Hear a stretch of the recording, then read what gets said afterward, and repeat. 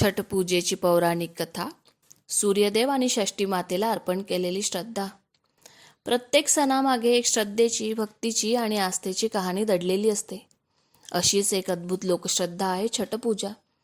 ही पूजा सूर्यदेव आणि षष्टी मातेला अर्पण केली जाते, ज्यामुळे घरात सुख, समृद्धी आणि संतान सुख लाभते. पुराणांनुसार एकदा राजा प्रियव्रत आपल्या आयुष्यात फार दुःखी होते. त्यांना मूलबाळ नव्हते. त्यांनी महान ऋषी कश्यप यांच्याकडे उपाय मागितला.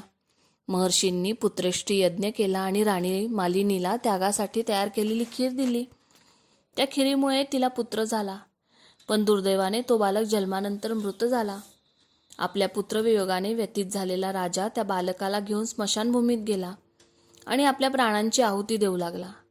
तेव्हाच आकाशात एक दिव्य तेज प्रकटले. त्या तेजातून एक सुंदर तेजस्वी देवी अवतरली. त्या होत्या ब्रह्मदेवांच्या मानसकन्या देवसेना, ज्यांना निसर्गाच्या 6व्या अंशातून उत्पन्न झाल्याने षष्टी देवी म्हटलं जातं. देवीने राजाला म्हटले, राजन, मी षष्टी माता आहे, संतती सुख देणारी देवी.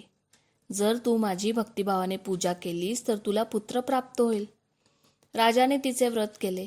कार्तिक शुक्ल षष्टीच्या दिवशी उपवास धरला आणि श्रद्धेने षष्टी देवीची पूजा केली. देवी प्रसन्न झाली आणि त्याला सुंदर पुत्ररत्न लाभले. त्या दिवसापासून लोकांनी सूर्यदेव आणि षष्टी मातेला अर्घ्य देऊन छठपूजेची परंपरा सुरू केली.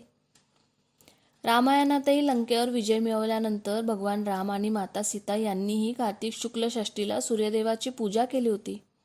तर महाभारतात सूर्यपुत्र कर्ण दररोज पाण्यात उभा राहून सूर्याला अर्घ्य देत असे. हीच परंपरा आजही छठपूजेत जिवंत आहे.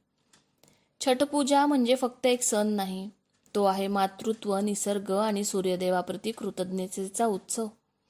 जो भक्त मनापासून श्रद्धेने उपासना करतो त्याच्या आयुष्यात आरोग्य, संतती, सुख आणि तेज येते. ही कथा आपल्याला शिकवते की सूर्यदेव आपल्याला जीवनाचा प्रकाश देतात. त्यांच्यासारखेच आपणही निस्वार्थ, तेजस्वी आणि सतत कर्मशील राहूया.